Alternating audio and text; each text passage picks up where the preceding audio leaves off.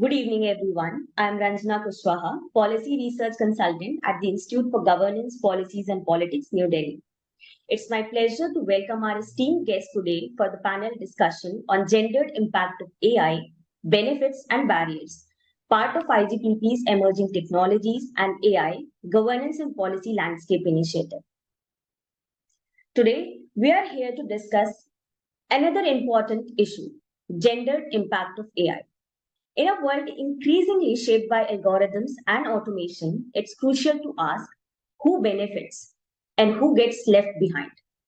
As AI weaves its way into the fabric of our societies, the implications for gender equality are profound. Today, we are not just discussing technology, we are exploring the crossroads of innovation and inclusion, where the potential for liberation meets the reality of bias. How do we ensure that AI empowers rather than entraps? What are the invisible barriers that women face in this digital age? And most importantly, how do we shape a future where technology works for everyone, regardless of gender? We are thrilled to have our esteemed panelists who bring wealth of knowledge and diverse perspective to the table.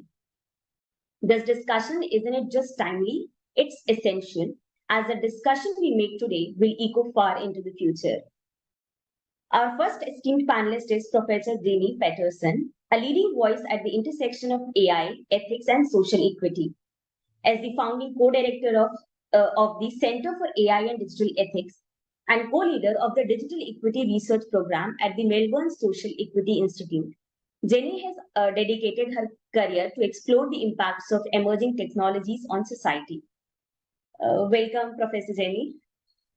Our next panelist is Ms. Usha Rengaraju, a trailblazer in AI and data science. As the founder of NeuroAI and chief of research at 𝐁𝐞𝐧𝐝𝐞𝐫 protocol, she is the world's first women triple Kaggle grandmaster, excelling in deep learning and generative AI. Ms. Usha has been recognized as one of India's top 10 data scientists and top women data scientists. And she is also among the top 150 AI leaders and influencers globally. Welcome, Ms. Usha. We also have with us Ms. Nidhi Sudhan, a passionate advocate for responsible media and technology and the co-founder of Citizen Digital Foundation, a non-profit dedicated to fostering information literacy and governance in India. With 17 years of experience, Nidhi's dedication to tech stewardship and her commitment to ethical AI practices have earned her a place on global 100 Brilliant Women in AI Ethics 2024 list. Welcome, Ms. Nidhi. Also, please welcome Ms. Genevieve Smith, founder, co-director of Responsible and Equitable AI Initiative at the UC Berkeley Artificial Intelligence Research Lab, and serves as a professional faculty member at Haas on Responsible AI. She leads research partnerships and projects with leading tech firms on topics of responsible innovation and AI with companies such as Google and Meta. She is also the Gender and AI Fellow at the US Agency for International Development, a research affiliate at the Mintro Center for Technology and Democracy at Cambridge University, and a research affiliate at the Technology and Management Center for Development at Oxford. Welcome, Ms. Smith. This discussion is being moderated by Dr. Manish Tiwari, Director IGPP and co-founder of Ranga, a digital parenting app. Dr. Tiwari is a sociologist by training with vast experience in media and politics, including national and international election campaigns in last 2 decades. Thank you for being here and look forward to an engaging and insightful discussion. Now I hand over the stage to Dr. Manish Tiwari. Thank you so much, Ranjana, and welcome to all of our guests. And thank you so much for your time, taking time out for this discussion, which is, as Ranjana has put it, not just timely, but very essential. I just want to go start with you, Professor Paterson, that, there are so many invisible barriers for women in technology industry around AI, which is being developed. And I just want to hear your thoughts about social impact of AI, particularly in context of gender equality or inequality, if I put it right. Well, that's such a good question. And I'd have to say, I think that it's really up to us here and now to make the decisions about how technology is developed and deployed and its impact on gender identity. AI is going to be important. In my country, we have a very big country, it's very remote. It's quite likely that we're going to be using AI in healthcare, in education, in medical treatment, in all sorts of decisions about how people access resources from both government and private sector. And if AI is going to be used, it's important that that use is equitable and accessible, including to people with different gender identities. And if we don't make that decision now about how to do that and put in place the mechanisms to hear from people who have diverse identities, then that won't happen.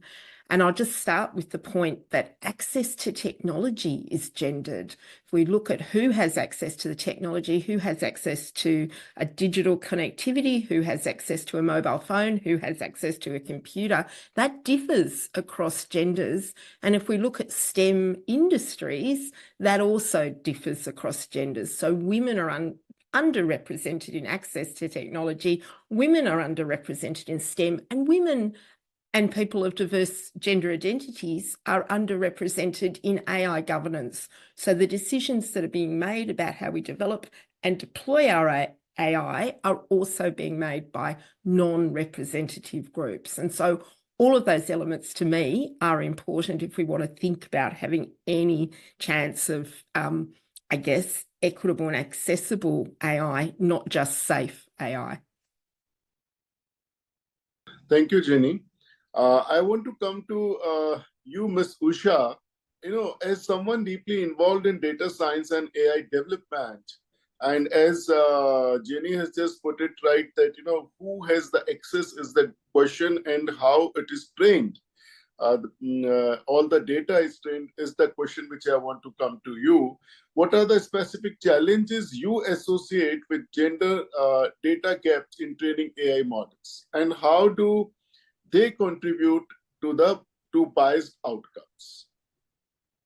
So some of the biggest challenges which I face is with data collection itself. And when it comes for data collection, so like there's very skewed data on representation of women. So we were trying to build a model specifically for supply chain industry.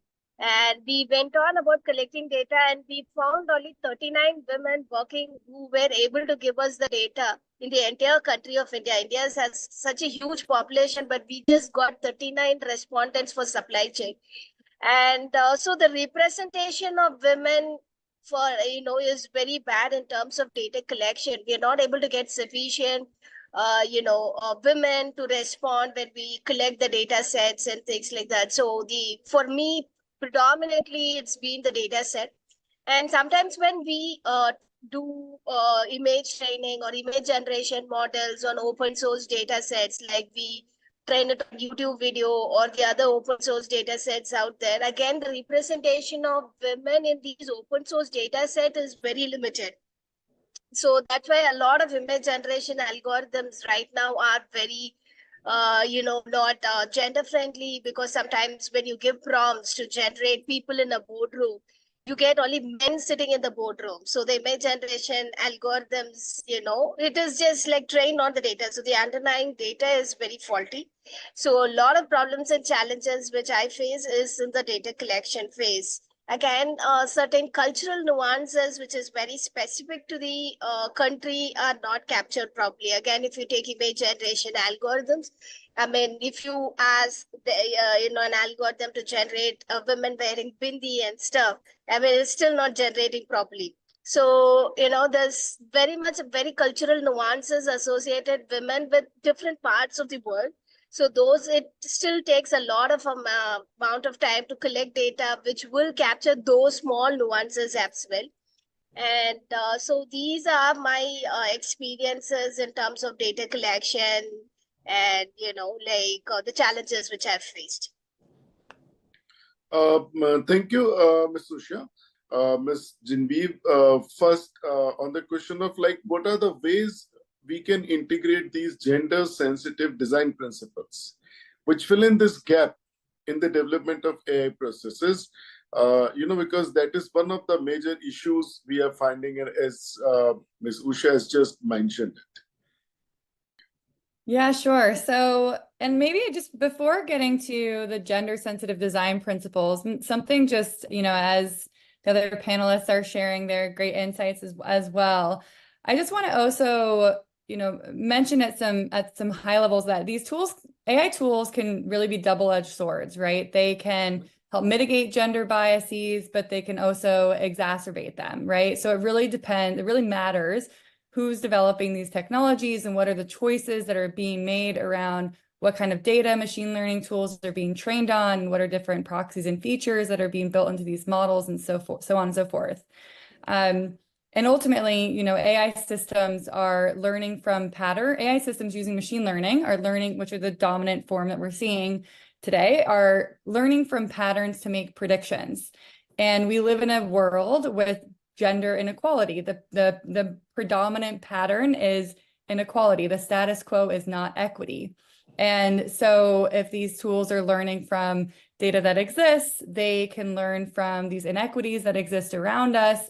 And so it's really important not just to address gender representation gaps in terms of, ensuring that we have the, data sets with equal representation of men and women so they can perform better. But it's also really important that we think about what are the different types of societal biases and gender norms that are reflected in the data that these systems learn from as well. I think sometimes it's really kind of easy to go to the first solution around like solving for data gaps. And that's definitely a very attractive technical solution, but we really shouldn't be shying away from acknowledging that, some of the more entrenched challenges are perhaps that data reflects some of these inequities that exist in society. And that's certainly something I've seen with my research around, some of the research I'm working on around financial AI systems assessing creditworthiness. And the predominant issues here that we're seeing is that these AI systems assessing creditworthiness, they can increase access to finance overall, but not in gender and equitable ways, because they're learning from gender inequities that exist in society related to financial exclusion and are perpetuating those in AI systems that are more black box. So they're hard to kind of unpack and interpret, which even if they're slightly better than the status quo, we really don't fully understand the ways that they're perpetuating inequities and essentially putting those forward into the future as well. So I just wanted to reflect on that. And then in terms of, thinking about the question directly that you asked around gender sensitive design principles, first and foremost, I really think, and again, from a policy perspective, we need greater transparency of these types of systems. Within AI systems, whether it's a generative AI tool or whether it's a discriminative AI tool, like one that's assessing creditworthiness, what are the data that these systems are learning from? What are some of the different decisions that are going into the development of these tools? And really acknowledge that there are trade-offs. There are trade-offs that are being made. And so the question is, who gets to make these trade-offs and who is made aware of those trade-offs? And the first step to this is really greater transparency. From a policy perspective, I think it's really critical. And gender-sensitive approaches can consider how data and algorithms may reflect gender inequities. So again, thinking about data gaps for sure, but also thinking about beyond that, what is the different types of ways that this data, say, and again, creditworthiness assessment algorithms might be reflecting gender inequities that exist in society, and how do we kind of solve for that, and what does it mean for these systems to be fair? Those are bigger questions that can't just be made by data scientists sitting in their offices, because there's questions that affect society more broadly. So gender-sensitive approaches also incorporate voices of marginalized people and into some of these, bigger questions that are related to these technologies. True. And Nidhi, I want to come to you with it. But, as she has mentioned about particularly the representation, the social biases are inherent in any society, in our society, everywhere. And they get reflected, they get they get entrenched in our furthering of any technology or development of any technology. So with your background in media and communications, how do you see the role of media? Because one is the entrenched biases, and second is how are they shaping, taking new shapes in public perception? Because that is also a very important question.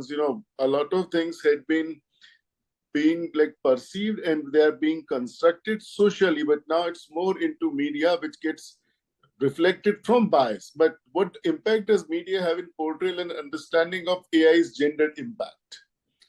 So how it happens and what exactly happens? Thank you, Manish. Very important question. And first of all, I'm very glad to be here. Thank you for having me. I think you started off very well by illustrating the state of Indian media right now and the caricature that it makes of a lot of tropes around gender, caste, and things like that. And I think Jenny and Genevieve, both of them have kind of dug into the systemic issues that are already there and which is getting exacerbated purely because it is getting coded into the AI systems, which are now going to, in future or even now, are making decisions. And great example that Usha spoke about, the representation lack in when it comes to women and minority genders. And the other example that Genevieve spoke about, creditworthiness being assessed by, tools which are being trained on historic data. So this is one point that I really want to highlight, that all AI systems are being trained on historic data. So quite naturally, the existing biases get coded into that, and that has been spoken about earlier.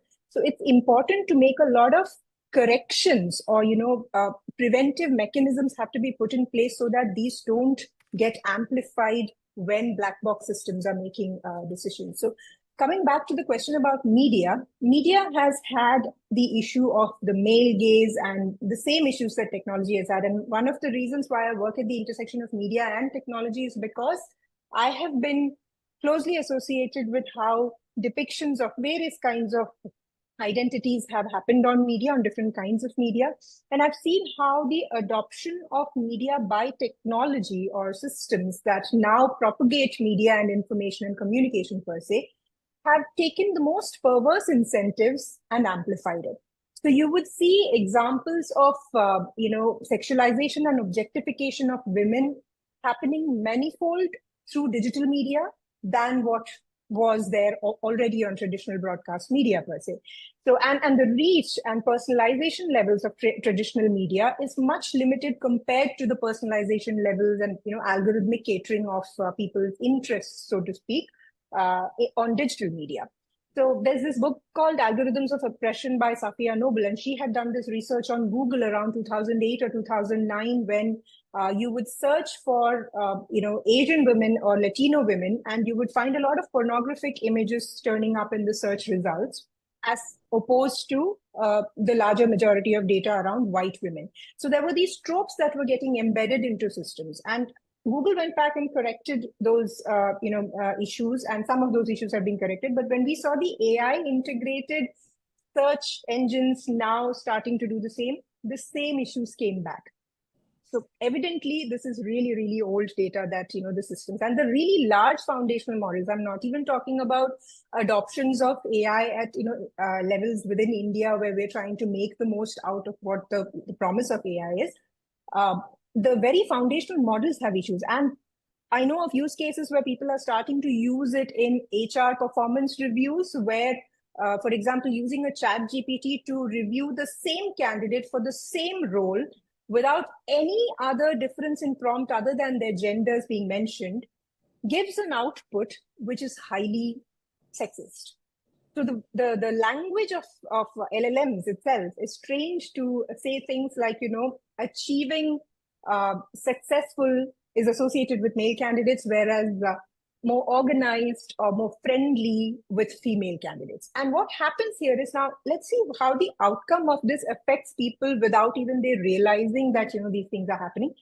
A person who's using an AI tool to do a performance review is, at the end of the day, reviewing both candidates based on the output from the AI without human in the loop or without a review of how exactly the outputs are different. Decisions can be made on who is decided as a better candidate. And this is such an invisible and subtle form of bias creeping in. And imagine this happening at a scale where, especially in a country like India, where we have such diverse cultures, so many identities, that it is, I believe, all the more necessary that in India we have a lot more preventive mechanisms in place than any other country, because we have a much larger population to deal with here.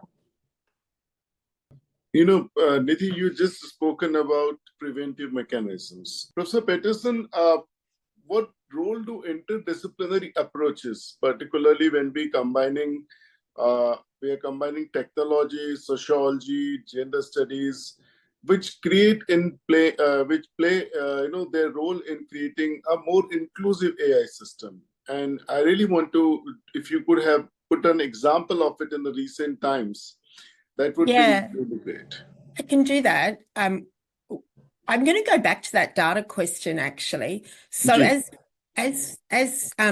Nidhi and Genevieve have spoken about, a lot of the bias in AI systems comes from discriminatory patterns of treatment and colonial practices in the world that we live in now, and the AI replicates and amplifies those practices.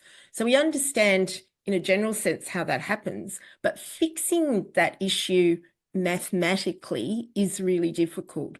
It's difficult mathematically, partly because of what Usha was just talking about. If we remove gender from our data set, we're still going to have proxies for gender or any other attribute that we may want to protect sitting in the data set that might be in language, associations, for example, between particular occupations, particular ways of behaving and gender, or activities, education and gender. And if we take gender out, those proxies can still influence outcomes in ways that actually it's quite difficult to trace. And if we take gender out, we can't actually measure the effect on people of different genders of the outputs of the system. So the mathematics of fixing the problem of discriminatory bias data sets is very difficult. The whole purpose of machine learning is, in fact, to find biases, to find patterns or differences within the data sets. So that means, to my mind, if we're going to fix the problem of gender or discriminatory outputs, in whether we're talking about large language models or predictive modeling through machine learning tools, we need to have other kinds of interactions and decisions. We've got to make a policy decision about how we want to use that learning from the outputs of the AI. So the AI can tell us what it finds in the historical data, but it's up to us as a society to decide what we do with that.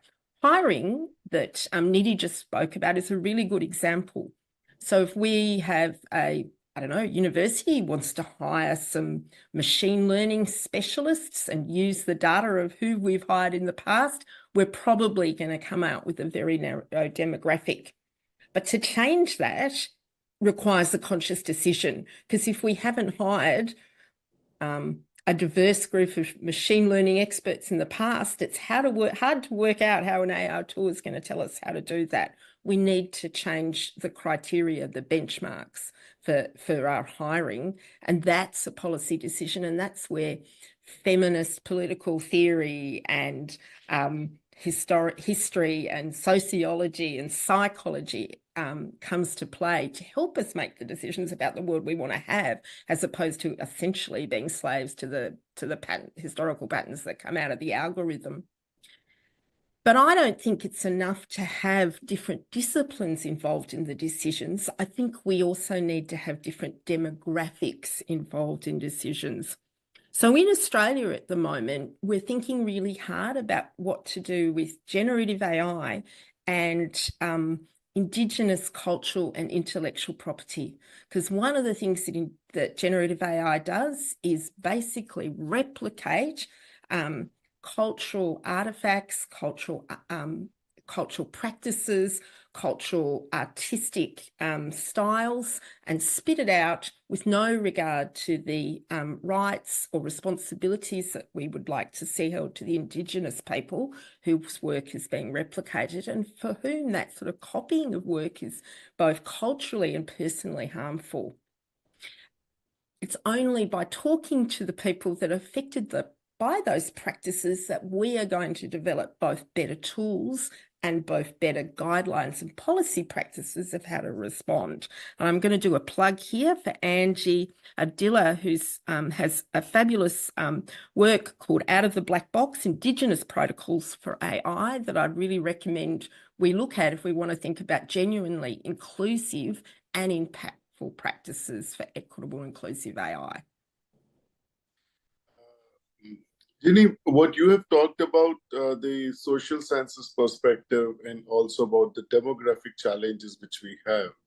Nidhi, I want to come to you with that. Like, we definitely need different kind of perspectives in technological development from definitely social sciences or perspective of knowledge, but also about the demographics, the reality on the ground.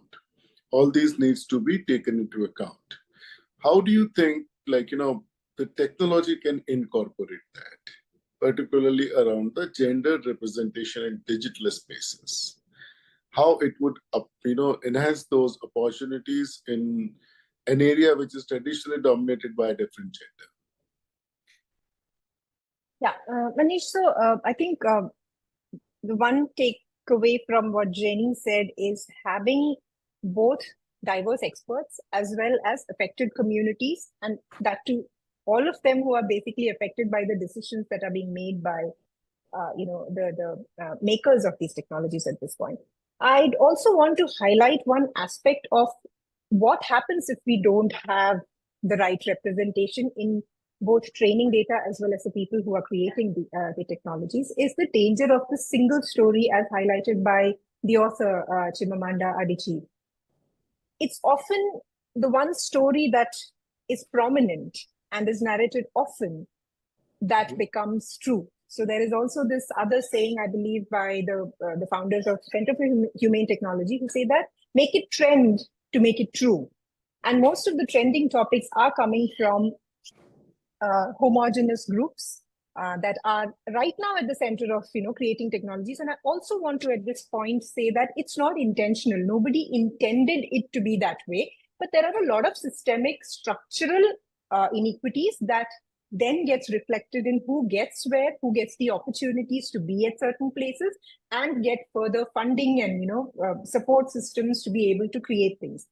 And then the danger of the single story is that they are making decisions on behalf of others.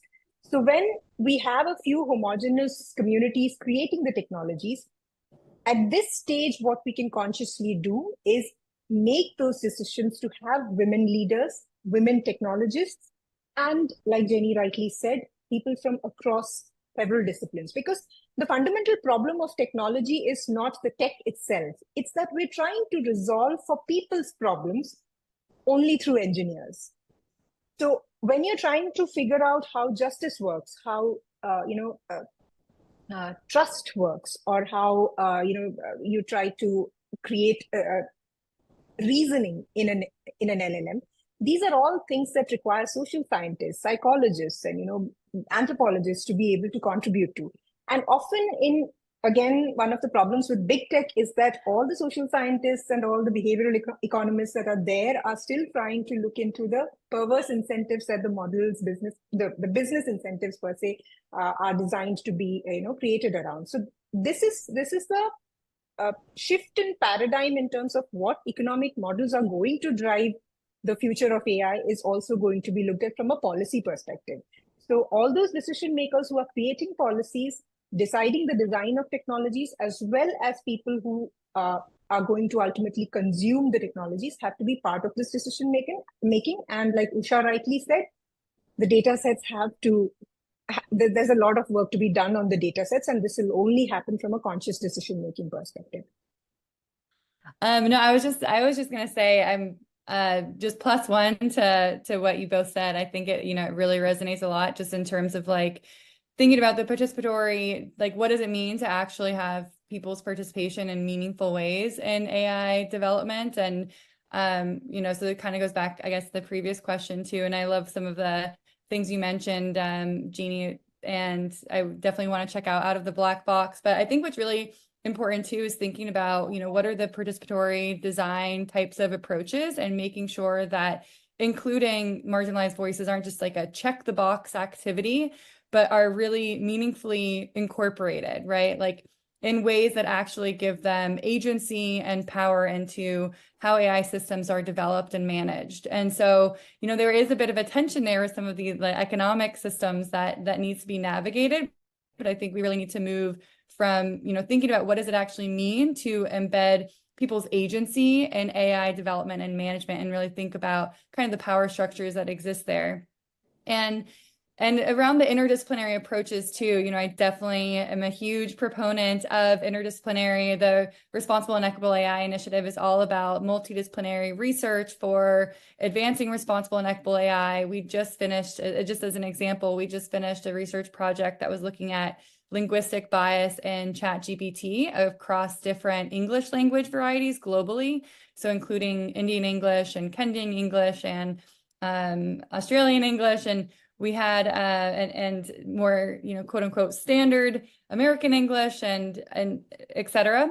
And this was a project that was done with folks from the linguistics department, in addition to the engineering, computer science, in addition to sociology. And having that combination made it so much more robust, and actually understanding what are the ways that linguistic bias can manifest in these tools. And then, how do we assess those computationally as well? And so having that combination was so exciting to kind of unpack what this actually looks like in kind of meaningful and really robust ways. So I just wanted to kind of +1 for that, and more, advocate more for research funds and that, partners that support multidisciplinary research, because a lot of incentives in academia can be very, siloed type of research. And I think the responsible AI space really needs more of that multidisciplinary and interdisciplinary.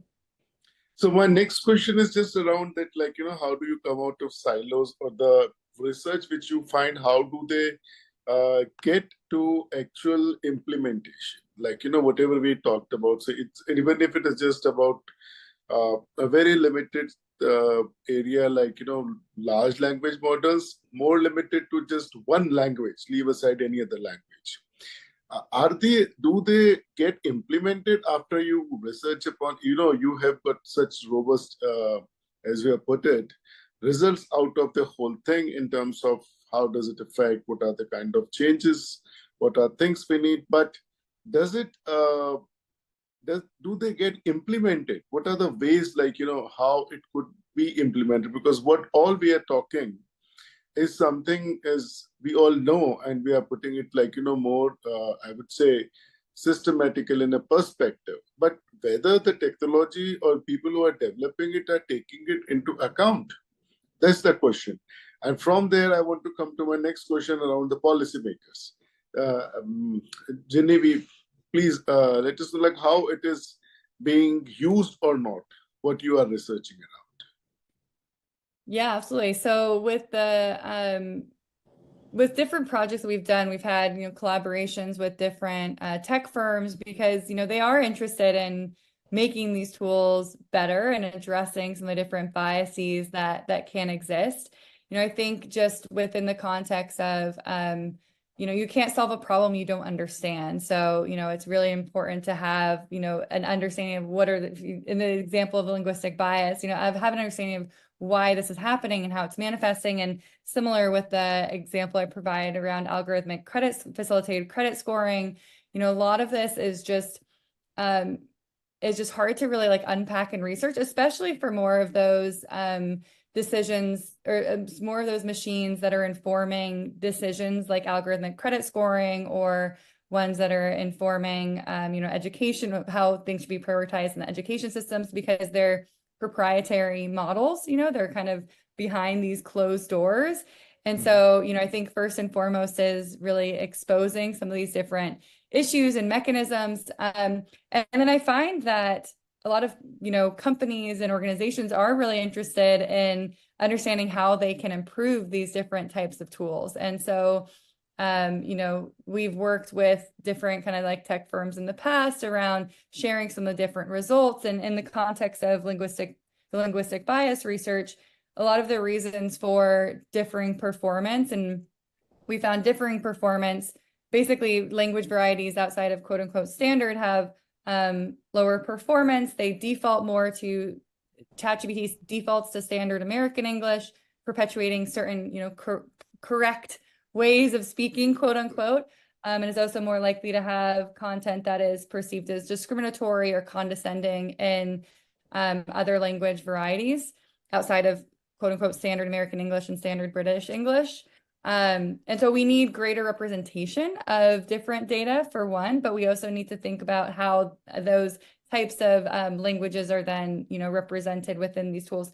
And there's a lot of researchers that are working on this. So I would say that they're definitely getting implemented. We need to have better ways to track it. We need policy that is requiring transparency and, auditing methods so that we can also make sure that these are mandated. I think there's a carrot and a stick approach, and we could debate and talk about policy and, what should happen in that regard. But yeah, I would just say those are a couple of things that come to mind.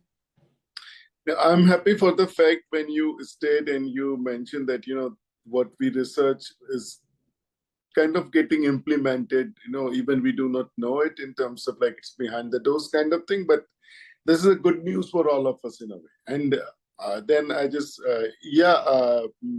Jenny, you want to say something? Thought that actually, Nidhi, did you want to go first? I think you had a comment first. Yeah. Yes. Yeah, sure. Actually, I wanted to add one aspect to what Genevieve just mentioned. The policy level decision making, I'm going to talk from the India context a bit here, because there is a lot of good intent in when decision makers and policy makers are saying that all technology should be developed responsibly, equitably, and everything. There are policy documents from, let's say, the NITI Aayog that has put the AI for all strategic plan out for how AI would be developed in India. And coming back to the question that Manish said, how exactly it gets implemented is where the challenge is. So a lot of times when it comes down to the nitty-gritties of what needs to be done, a lot of leaders shy away. So because it comes in the way of what they perceive as, the typical phrase is stifling innovation, which it does not. It is just that the more robust and trustworthy systems you make, the more sustaining they would be. And that's not a concept a lot of developing economies are ready for, because they want to prioritize the speed of the economic rewards that happen. And in this process, when it boils down to the businesses who are trying to implement AI, they do not have actual governance guidance on what needs to be done. How do I implement an equitable AI system? How do I build a tool that has all these systems in place? So the decision makers are practically going with the buzzword AI and the fact that we need to optimize on this. But and intent-wise, they are very clear that they do not want it to be discriminatory. Of course, nobody wants it to be discriminatory, but it remains at rhetoric level purely because there are no guidance or governance mechanisms being pointed to as to these are mandatory things to be followed. Just that. Thanks, Jeannie. So, well, that's great, because that's something I would like to respond to that really came out of Genevieve's comments. So I think that there's two things at play here, that carrot and stick, and I think they're really important. So I agree that the carrot is, there's a lot of responsible tech companies that would like their products to work better, and are interested in understanding more about what that might look like. One of the things that we're seeing in Australia that I think is actually helping that endeavour, it's not perfect, is that actually increasingly funders, people who fund research, are expecting to see a cross-disciplinary team, a lived experience inclusion in the research, and an ethical framework for the development of AI. I think that's really positive. And I know that a lot of the journals, the big journals, the computer science journals coming out of the US are actually asking for AI ethics statements for new research that's being published. That's kind of the carrot. If you want to get funded as an academic, you've got to do these things. If you want to have trustworthy products as a developer or deployer, you need to have engaged with these conversations. I guess the stick, and I'm a lawyer, so I like sticks actually. The stick is we need to require people to do this. I think that we're letting people off too lightly when we say it's not deliberate. It's actually called patriarchy, which means, yeah, maybe it's not deliberate, but patriarchy is the system, and it doesn't have to justify its existence, it just is. And in that sense, neglecting the effect of patriarchy on the outputs of AI is entirely deliberate. It's entirely deliberate, and that's where we need the stick. If you go on to any of those apps that we can find on app stores, you can find apps that remove people's remove clothing from an image that you load, and I can tell you who's loading the images and whose clothing's being removed. Most of the sort of fun change your face apps take the color out of people with darker skin when it gives them their avatar. They make people white. Tech companies have a lot more capacity technology-wise to combat deep fakes. And who is most, if we talk about intimate image abuse, deepfake intimate image abuse, it's Korean female pop stars that are most at risk of intimate image abuse. So I'd actually say we need the stick as well as the carrot. And the stick is the law. What I'm saying is, like, if you look at the policy and the law particularly, then it comes to the bodies which make laws, and top of it is parliament.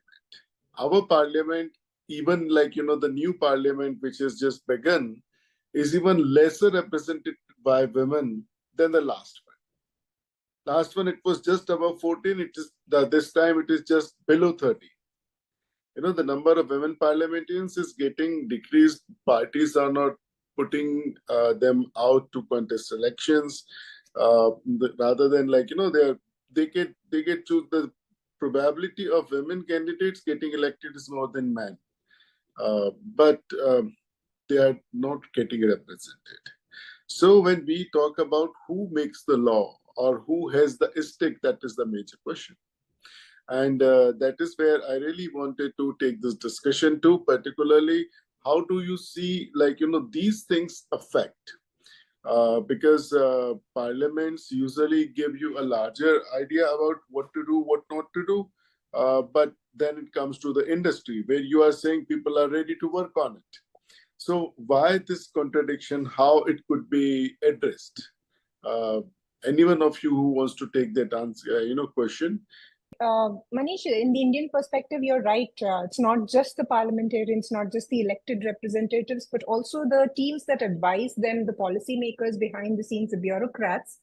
We see a lack of representation there as well, and also in the studies that make sure that they are representing the rest of India. So often administrators are from the elite, whose lived experiences are vastly different from the people for whom they're making the policies, right? And of course, with all the lobbying from powerful companies and everything, at the end of the day, the policy that comes out, even with the new regulation that we've seen when it comes to privacy, for example, data privacy, or the Digital India bill that is being shaped up right now, a lot of times it tends to have leanings that are not citizen friendly. So often we see the term national interest being defined very clearly in the legislation, but national interest is often the interest of the state and not of the people that it serves. And that reflects upon gender, caste, and all the other aspects that then get to be at the receiving end of the decisions. So I think and thanks, Jeannie, for calling out the patriarchy. It has to be now very clearly called out that unless you have the affected communities, unless you have leaders who are women and minority genders being part of the decision-making process, you cannot have condescending paternalistic approaches to, hey, we're doing this for you, why don't you now come out and shed your shell and be more confident. These are often responsibilities that are put upon the female gender to kind of break their inhibitions and come out, whereas there is a fundamental problem with the paternalistic approaches to how policies are being made. So it has to be spelled out in legislation that you have to have a certain amount of affirmative action when it comes to decisions that are going to influence a certain gender or a certain caste or any other minority aspect. So I don't think there's any more shying away from that. So this one to come to you, any one of you to take the further question about the bodies like parliament and companies which make decision, their representation and their constitution. Just want to come to that. I guess I would just say here, I mean, AI is a reflection of the wider world, and that's what we've all talked about. But I think we still have a choice about what we want it to do. And I know I'm optimistic, although I have said we need sticks as law as well as carrots. I think we know that we need cultural change to have genuinely safe, responsible, accessible, equitable AI. But I think the conversation, when we look at the dark side of the AI and we look at the opportunities, my favorite story of AI is what it's achieving in health, both the provision of remote healthcare, but also in this idea of individualized, personalized medicine that can be preemptive in dealing with disease and illness. That's a tremendous benefit to society, but we're only going to get these benefits if we can include people, if we can make the technology trustworthy. So I think we've got that pull factor, I think, is helpful in drawing politicians, decision makers, policy makers, provided people like Usha and Nidhi keep the conversation and this forum keep the conversation going of, we can't sit in this dark land of apps that remove women's clothes and create destabilizing deep fakes. We want to move to worthwhile, beneficial technology, and everybody has to make a decision about how we do that. The technologists, the government, the social scientists, the philosophers, we all need to move society there. I think there are good gains, but we can only get there if we make that decision. And part of that decision is about equality and equity. That would be my pitch. Genevieve, I'm sure you have a view. Sure. Yeah. Just going back to the policy discussion, and definitely plus one to what has been said prior on this question as well. And I would just, kind of advocate I think the policy question is really interesting, right? We're in such an interesting time when it comes to AI policy. The EU AI Act is going to affect this month, and that's going to be a really, critical, that's a first global AI regulation piece, and it's a really big deal, and it's very exciting. And I think we need to kind of also combat this notion that, regulation necessarily stifles innovation. I definitely don't agree with that. I think that, this industry requires regulation, like a healthy industry requires some forms of regulation, and it can also help pave the path for how under what kind of guardrails and approaches innovation can happen. That said, I think that I'm an advocate for open source technologies, and so I think we need to be mindful about some of the different ways that policies are kind of being put in place. In California, we have a bill that is potentially, for example, going to impact the ability for open source technology. So of course, it's a conversation around what types of policies should happen. But one thing I'm really excited about the EU AI Act, and which I think is really a good lesson for other governments that are looking at regulation, is just the requirements around transparency and that are being required for different systems. I think that's just such a critical piece, and it's also such a critical piece in terms of building greater participation in AI systems as well, to just understand more around how these systems are operating, what is the data, what are the implications, and that can help mobilize people to kind of be more involved in AI systems as well, and pave processes for more participatory design and AI development. And I also just like the kind of risk level approach. I think that's a really interesting approach that other kind of governments can look at. The EU AI Act puts different AI systems into kind of risk levels, and then depending to society, and depending upon that, the developers need to take different types of tracks. And so, yeah, anyways, I just a couple notes around AI policy, and that hopefully different types of lessons can be gathered. And I'm sure that there's going to be a lot more movement in this space in the coming months and year as well. So I'm excited to see kind of how it continues to unfold. We are at a cusp of, I would say, a point where the gender class ceiling gets broken, particularly in the US elections. We have a woman candidate who is, again, like another woman is contesting for the top post, and we need to see how the people of the country and the political class, everybody responds, but that is a different thing. You know, we have seen examples of people like Elon Musk tweeting deep fakes. I can't say deep fakes, but like, you know, the videos in which Kamala is saying what she did never say. And although it's a political race, you can put anything out, but from somebody who is a tech leader, that is not expected. Now, what is your opinion particularly around tech and women in politics in US, whether the tech is going to somehow support Kamala, and not in just like, you know, terms of leadership, but also in terms of how could she, you know, make a better use of technology? Yeah, I mean, I think that, you know, misinformation is certainly a big concern as we have these different types of generative AI tools, and different bad actors can leverage them. And we've seen, you know, already with different deepfakes and spread of misinformation, you know, it's certainly a really big concern. And I think that when it comes to women in politics and technology, there are new tools to essentially, you know, take down to combat what people are uncomfortable with. And so I think we need to be mindful consumers of technology, as these are certainly prolific across different social media platforms today, the different kind of deep fakes and misinformation. And it's certainly nerve-wracking to see how pervasive it is, and how convincing some of these different deepfakes and technologies can be.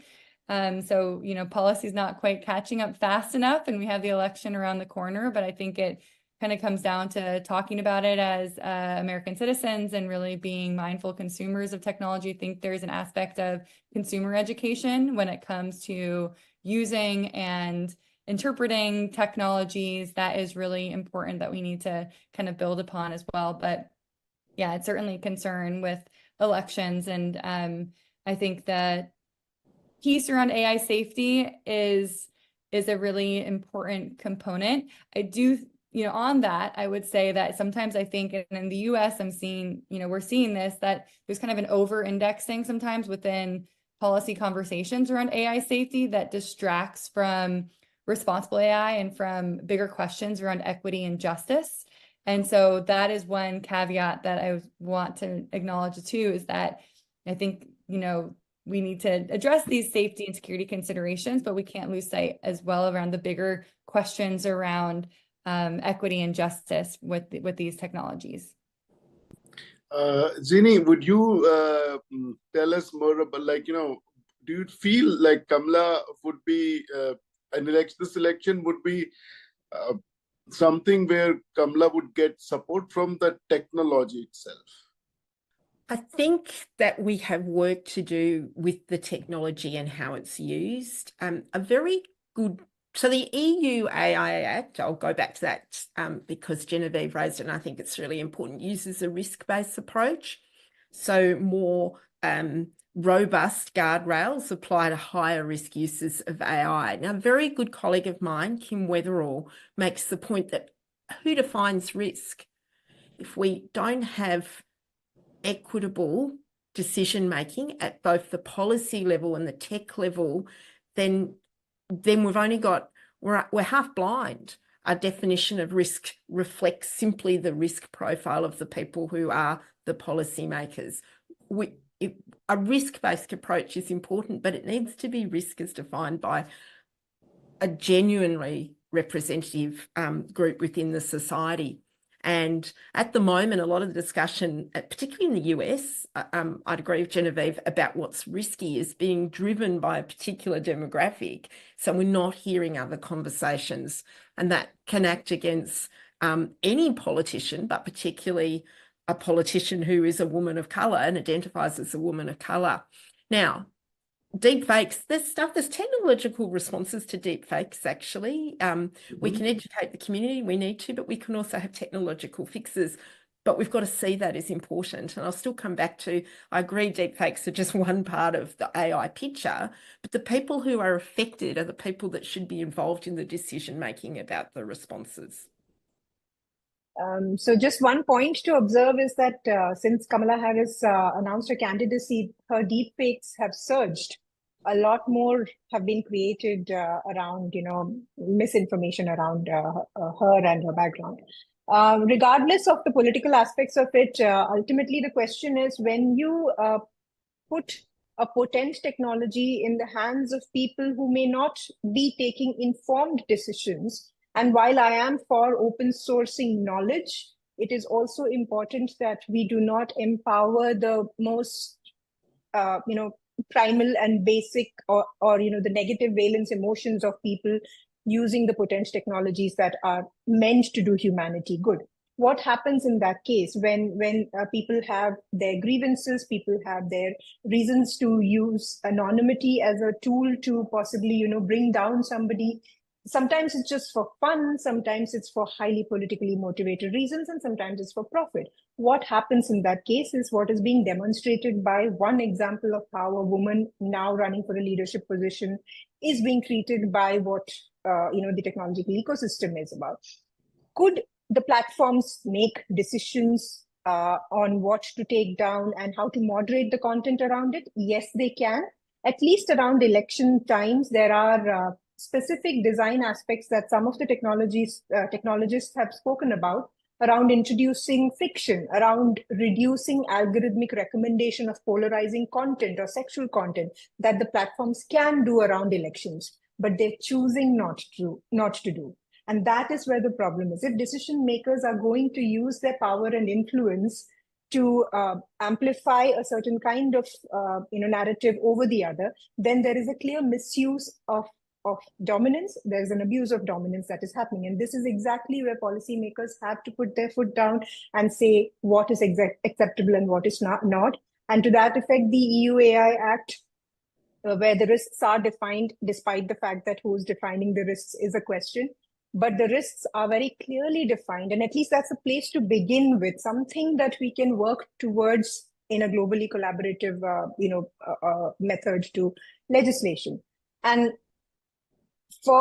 just to sum the entire thought here is that everything about AI is, I would equate it to the chips being in the air. It has to settle down in many ways. And like we have done in the past with, let's say, automobiles, when the combustion engine was the innovation, and how we have come together as different stakeholders, regulating the use, making sure the safety checks of every vehicle is being passed. And without that, those safety checks and standards not being passed, you cannot put a car out for public use. And for the end user, like Genevieve rightly pointed out, knowing how to drive a car. You do not get the license to drive a car when you are 12 or, just because you know the technical aspects of driving a car, but also the driver's responsibilities, understanding the road signs, and a lot of things go into making sure that you get a license. So there are all these systems in place that we have put for a technology around automobiles, and we can do it again with AI. But it's a really emerging scene right now. So there's a lot to be done. But the most important thing is to get together and collaborate and recognize the interests that need to be given priority. So yeah, that's it.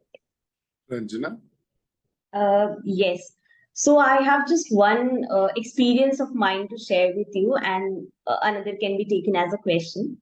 So as Dr. Manish already shared with you that we conducted virtual sessions with around 115 Lok Sabha contestants this year. So one of the major, observation through these sessions were that only 1 or 2 women attended our sessions. And most of the time when we contacted them to, attend this session and know about AI, how does it work and what are the challenges that it can present to you. So most of the time they transferred their call to another person or a male companion with them. So there is a little bit of, I guess, hesitancy among women also, not among like the women in the top strata of the society, but at the like base of the society, that they think that this is not something they have to deal with. So this is just one very important and very surprising observation for me, because these women are fighting for a parliamentarian seats, who are going to frame laws for us. And they are not willing to listen to us about the technology, who is going to define, the various aspects of our society. And the other question is that we have, talked a lot about how this can be, various aspects of AI needs to be deliberated upon, needs to be discussed, and there needs to be a consultation and interdisciplinary approach and everything, and also about the risk part of it. So, for AI, there can be two kinds of risk. For any innovation, we can see two kinds of risk. One risk that can be anticipated, and that that this could be the risk, and we should take the preventive measures for it. But there can be other risks as well, unknown unknowns, which we don't know that there can be this risk. So I just wanted to understand, like, this question I wanted to ask specifically with Miss Usha, but due to given her network connectivity issues, so I would like any one of you to answer, like, what could be, what is there which technology allows? We have discussed the approach that we can take interdisciplinary approach. There needs to be expert or social scientist, ethicist, historian, psychologist. But what is allowed by the technology? Because I also learned coding and I know a little bit of coding, like how to do, because I have like trained on artificial intelligence models. So I know whenever, and also the data science. So whenever you clean your data, there are always that possibility to, substitute the data points in which the cell is vacant, then you can substitute. And what is the mechanism taken to substitute that cell is something very important, which could further amplify your biases. So I just wanted what is permissible by the technology and what could be taken care by the technology developers and designers. Is that something like the Hippocratic oath that doctors take and license needs to be given to these tech developers? Or something like what Government of India did and withdrawn VAT, like that you have to take permission from the government before launching any generative AI tool. So this is one question. So I'm going to say it's such a good question and deserves further research. But I'm also going to say that we increasingly are seeing computer science students who are taking ethics as compulsory parts of their curriculum. I think that's a good beginning. And equally, we're seeing technology subjects being integrated into the HASS curriculum. So for philosophers, we have philosophers looking at technology. We have computer scientists teaching philosophers. I believe education's useful in developing that cross-disciplinary approach. That said, a lawyer who's studied a bit of computer science is not going to be an expert like a data scientist, but that little bit of education or that little bit of training, capacity building allows them to talk to each other. So when there's decisions about the fitting of the model or the weighting of the data points, that can take place in a conversation with someone else who may have a different perspective. And conversely, what Genevieve was talking about earlier, which is required by the EU AI Act, is a lot of ongoing testing of how models are performing. So the models have to be tested before they hit the market, and there has to be ongoing monitoring of their performance to guard against data drift or just straight out discrimination. And again, that's where those cross-disciplinary conversations come in. So you're quite right. A lawyer is not going to be a data scientist. Data scientist isn't going to be a lawyer, but they can have conversations. And increasingly the law, I think, is requiring those conversations. And so is the aim of tech companies to be seen as trustworthy and responsible in the society that we're living in. So I'm sort of optimistic there. I think Usha is best placed to talk about the technical aspects of things. From the humanist perspective, I'd like to just point to one thing. Ranjana, your question had such a potent aspect to it. Technologies tend to be complicated But however complicated they are, there are various permutations and combinations involved before you can arrive at a solution. However, aspects of, the known unknowns that you spoke about, those are complex problems related to how human beings respond to things, related to how the climate changes, related to how the planet functions. All these things are things that are so complex that you tweak one thing in one end at one time, and it will have consequences for a longer period of time across various, aspects. Those cannot really be techno-solutioned. So even in the most expansive data sets, sometimes you can only manage or mitigate them. You cannot say that, okay, because we predicted a certain possibility or permutation of unknowns, we are now foreseeing the maximum possible risk. We can to an extent, but beyond that, we really cannot. So which is why it's only the intent or the principles that can sometimes be put into legislation and guidelines that actually help technologists develop. And that's probably where a lot of, other roles and, disciplines come into play, because like I was saying earlier, engineers alone cannot do this. I'm actually more keen on answering the first part of your question, which was that, women that you're trying to reach out are often unable to come out, or because they themselves are sometimes riddled by self-doubt and things like that. This is really, again, not something that we can put the responsibility off upon women, because there is a lot of systemic issues that hold them back. And there's a lot of things that contribute to why women feel that they may not be the right person to talk. And we need to get out of the mindset of, expecting them to, and have the system that really holds them back, encourage them to, or provide more opportunities for them to be the person who is the voice. So I do see a lot of women who have reached positions of power. They are responsible decision makers, but often they are more of a token than anything else. So, checking boxes, like one of the panelists earlier was saying. So it's important. And when it comes to a serious decision or being actually a spokesperson for a decision, they often hand it off to a male colleague who's sometimes even a junior. That has to change. It has to come not just from their own smaller ecosystems, but as part of the larger ecosystems that actually allows women to even make mistakes when they come to the public platform. Because we haven't had the opportunity and time and practice to make those mistakes before getting to a place where we are confident about what we do. Classic example, again, going back to the driving thing. The typical trope is that women are bad drivers. Why? Because women started driving much later. The opportunities to drive started much later, and they've had lesser practice. But have you seen some of the women who drive with a lot of practice drive? They're way better than a lot of seasoned drivers of certain genders. But so it's about the opportunity and equity at the end of the day, and we need to be able to drag them out, or possibly insist that they have to own the decisions that they're part of. Totally agree with what's already been said. And I think the main thing that I would respond to is in your question around what could be done by the developers and kind of what's permissible by the technology and things like that.